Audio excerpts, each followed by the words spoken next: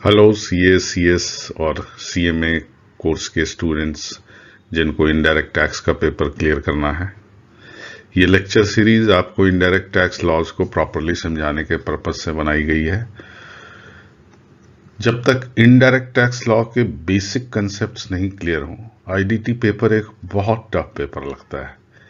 लेकिन अगर basic concepts clear हो गए तो क्वेश्चंस मिनटों में सॉल्व हो जाते हैं। तो मैं इस सीरीज ऑफ लेक्चर में पहले यही कोशिश करूंगा कि आपको इनडायरेक्ट टैक्स लॉ के बेसिक्स क्लियर हो जाएं और फिर उसके बाद कुछ क्वेश्चंस सॉल्व करूंगा। उम्मीद है इस वीडियो सीरीज को देखने के बाद आप आईडीटी पेपर के क्वेश्चंस इजीली सॉल्व कर पाएंगे और होपफुली एग्जाम भी अच्छे मार्क्स के साथ क्लियर कर पाएंगे। एक रिक्वेस्ट है, आईडीटी कंसेप्ट बेस्ड सब्जेक्ट है और अगर कंसेप्ट क्लियर नहीं है तो क्वेश्चन सॉल्व हो ही नहीं सकते हैं। इसलिए हर कंसेप्ट को जो मैं बताऊं ध्यान से सुनिए, समझिए और याद रखिए। अब एक लाइन में अपने बारे में भी बोल दूं। मैं राजीव, एक कंपनी सेक्रेटरी जिसने इनडायरेक्ट टैक्स के फील्ड में मोर देन 30 इयर्स काम किया है और इस दौरान जो भी जानकारी मैंने अर्जित की, जो भी नॉलेज मैंने पाया, वो कोशिश कर रहा हूं कि आगे आने वाली जनरेशन को पास ऑन कर दूं, जिससे ये चेन जो गुरु शिष्य की श्रृंखला है वो चलती रहे। तो आइए अब शुरू करते हैं। जीएसटी लॉ से। जीएसटी मतलब goods and service tax, indirect tax की फील्ड में आया हुआ सबसे नया लॉ। अब देखो, जीएसटी में 3 वर्ड्स हैं, गुड्स, सर्विस और टैक्स। इन तीनों वर्ड के मीनिंग थोड़ा बहुत सबको पता है। अभी हम एक फॉर्मल तरीके से इन तीनों वर्ड्स के मीनिंग समझते हैं। तो सबसे पहले सबसे लास्ट वाले वर्ड को लेते हैं, व्हाट इज टैक्स। टैक्स सबको पता है कि ये वो अमाउंट ऑफ मनी है जो हम गवर्नमेंट को पे करते हैं। हम सब ने टैक्स कभी ना कभी किसी न किसी रूप में पे किया ही किया है। अगर आप स्टूडेंट हो तो आप जो कॉपी खरीद रहे हो, पेन खरीद रहे हो, उस पे टैक्स पे कर रहे हो। अगर आप कहीं जॉब कर रहे हो तो इनकम पे टैक्स पे कर रहे हो। तो गवर्नमेंट हमसे एक certain amount of money collect करती है जिसको टैक्स कहते हैं। अब कई बार लोगों के दिमाग में याद है कि गवर्नमेंट को हम टैक्स क्यों पे करते हैं। सही बात है, पैसे हमने कमाए तो हम गवर्नमेंट को क्यों दे रहे हैं। तो इसको समझने के लिए ये देखो कि गवर्नमेंट हमें कितनी सर्विसेज देती है।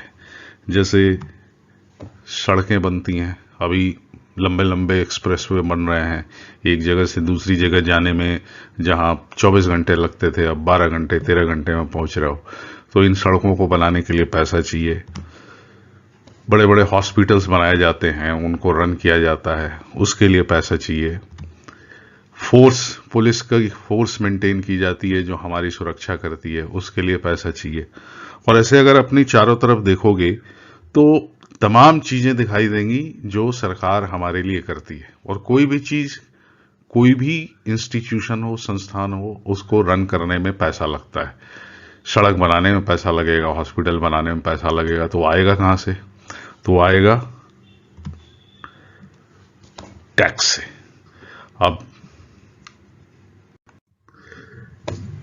इसको अगर हम एक सिंपल लैंग्वेज में देखें तो हमें सर्विस और प्रोवाइड करने के लिए सरकार को पैसा चाहिए और वो पैसा सरकार हमसे टैक्स के फॉर्म में, टैक्स के रूप में कलेक्ट करती है। तो टैक्स का मीनिंग ये हो गया। अब टैक्स कई तरह के होते हैं, कैसे लिए जाते हैं ये हम आगे डिस्कस करेंगे। लोग ये पूछते हैं कि सरकार क्या हमसे कोई भी टैक्स ले सकती है? तो ऐसा नहीं है। सरकार को भी कायदे कानून के तहत में चलना पड़ता है और टैक्स लेने की जो पावर है वो आती है सरकार के पास में कॉन्स्टिट्यूशन ऑफ इंडिया से। अब कॉन्स्टिट्यूशन ऑफ इंडिया क्या होती है? आधे से ज्यादा लोग, 90% लोग जानते हैं कि ये एक, समझो एक किताब है कानून की, एक किताब है जिसमें हर वो चीज लिखी हुई है जिसके हिसाब से हमारा देश चलेगा। अब इसमें हमारे काम की जो चीज है वो मैं अभी इस स्लाइड में बता रहा हूं कि कॉन्स्टिट्यूशन में हमारे कंट्री की जियोग्राफिकल स्ट्रक्चर फिक्स की गई है। अब जियोग्राफिकल स्ट्रक्चर का मतलब क्या हुआ कि हमारे देश में कितने राज्य होंगे, हमारे देश में कितने यूनियन टेरिटरी होंगे, उनकी बाउंड्री क्या होगी, उनका नाम क्या होगा, ये कॉन्स्टिट्यूशन में फिक्स किया गया है।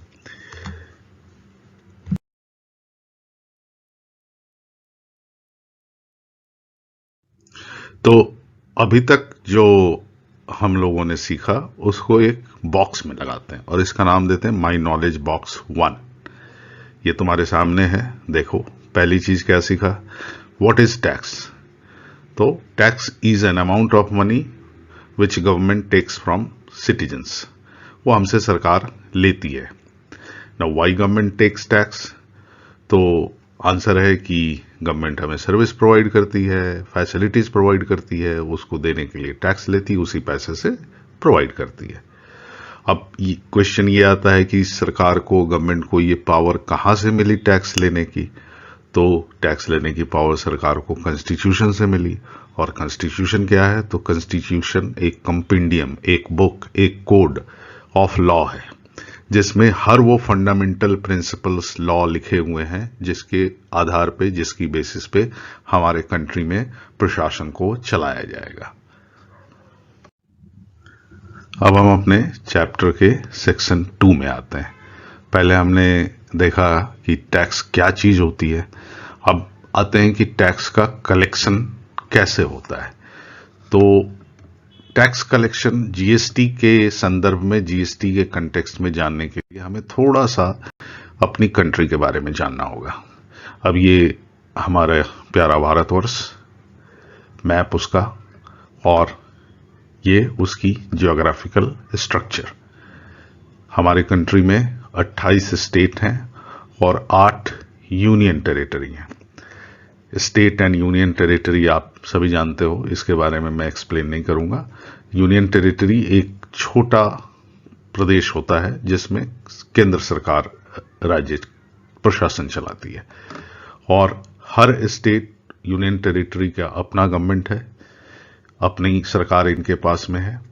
दिल्ली में एक सेंट्रल गवर्नमेंट है जो पूरे देश की सरकार है, वो सेंट्रल गवर्नमेंट है।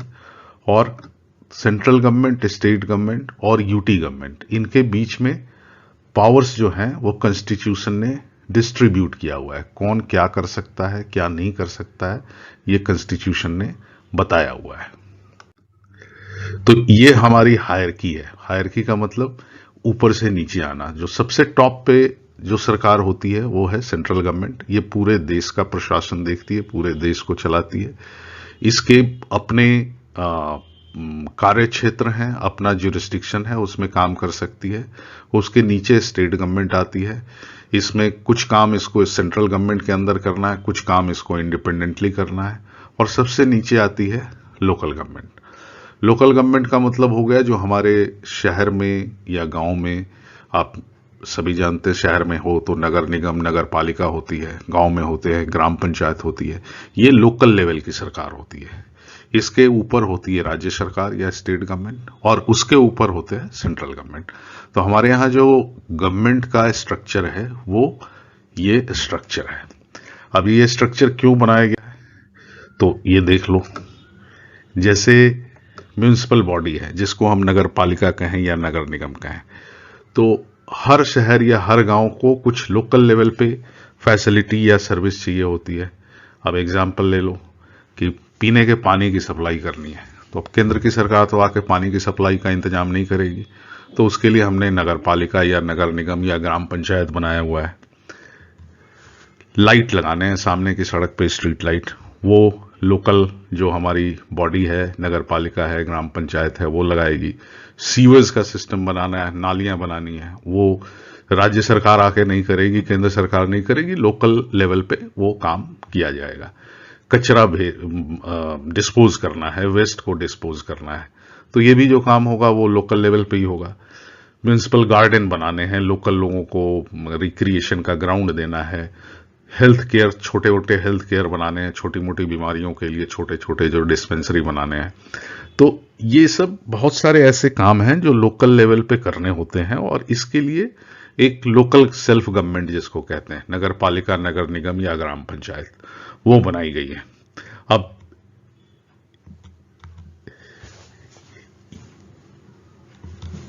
इनका जो वर्क एरिया होता है, जहां तक इनका क्षेत्र है, जहां तक इनको काम करना है, वो एक शहर या एक ग्राम, जिस शहर की नगर पालिका है वो उसका वर्क एरिया वही है, वो उसी शहर के अंदर पानी सप्लाई करेगी, उसी शहर के अंदर गार्डन बनाएगी, ये दूसरे शहर में जाके काम नहीं करेगी। ये इनका ज्यूरिसडिक्शन होता है।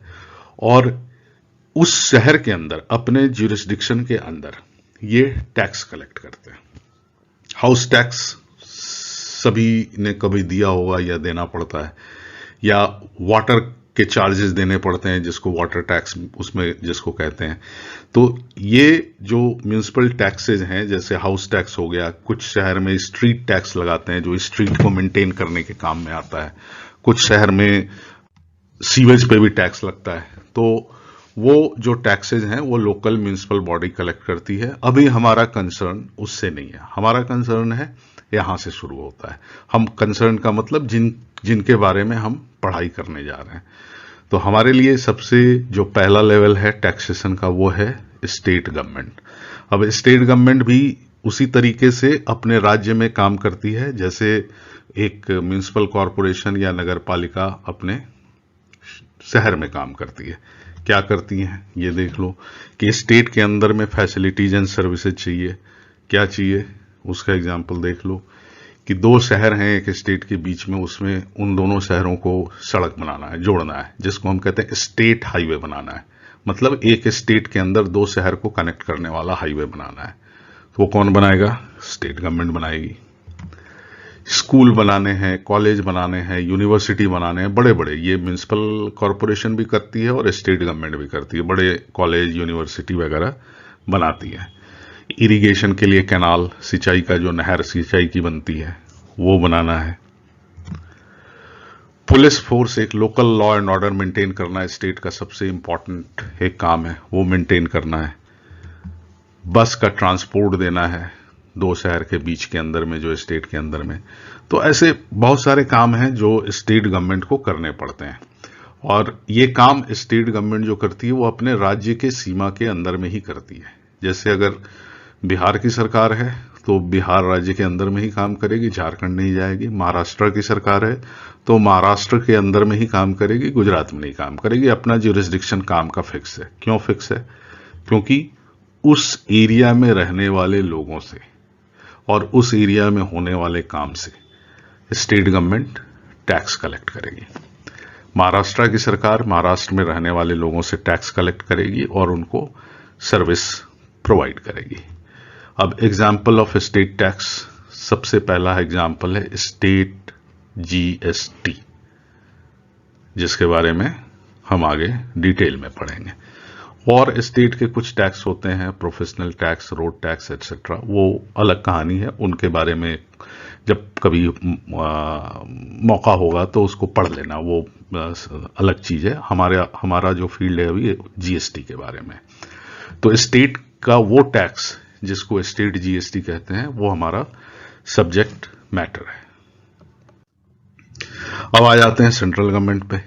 सेंट्रल गवर्नमेंट भी फिर उसी तरीके के काम करती है, facility and service whole country में देती है। अब ये होल कंट्री में क्या फैसिलिटी और सर्विस देती है? अब एक एग्जांपल देख लो। एक नेशनल हाईवे बनाई गई है जो दिल्ली से चलती है जयपुर, अजमेर, उदयपुर, वडोदरा, सूरत, मुंबई। मतलब दिल्ली से मुंबई तक की ये हाईवे बनी, बीच में 5 स्टेट आते हैं। तो कोई भी स्टेट गवर्नमेंट अपने स्टेट का बना के छोड़ देगी, उसके आगे तो जा नहीं सकती है। तो केंद्र की सरकार कहती है कि ठीक है, जब नेशनल लेवल पे कोई काम करना है, राष्ट्रीय लेवल पे काम करना है, तो केंद्र सरकार करेगी। नेशनल हाईवे बनाना है दिल्ली से बेंगलोर के बीच में, तो इस बीच में कई स्टेट आएंगे, वो कहेंगे कि मैं अपने स्टेट में बना लूंगा, आगे वाला मैं नहीं बनाऊंगा। तो ये काम नेशनल हाईवे, जो राष्ट्रीय इंपॉर्टेंस की चीज है, राष्ट्रीय कनेक्टिविटी की चीज है, वो केंद्र सरकार करती है। आर्मी और डिफेंस को मेंटेन करना, वो पूरे देश की सुरक्षा के लिए मेंटेन करना है, वो केंद्र सरकार करती है। टेलीकॉम सर्विस, जो पूरे देश में जो टेलीफोन की लाइन चलती है, टेलीफोन की सर्विस होती है, वो केंद्र सरकार प्रोवाइड करती है। और ऐसे सीरीज ऑफ काम है, कई काम है, वो डिटेल में पढ़ लेना अगर जरूरत हो। वैसे हमारे लिए बस इतना जानना काफी है कि जो सर्विस सेंट्रल गवर्नमेंट देती है उसके लिए वो उसको टैक्स लेना है, और वो कौन सा टैक्स कलेक्ट करती है, वो है CGST।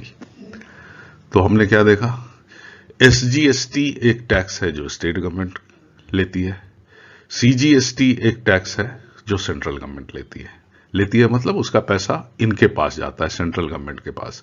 SGST का पैसा स्टेट गवर्नमेंट के पास जाता है।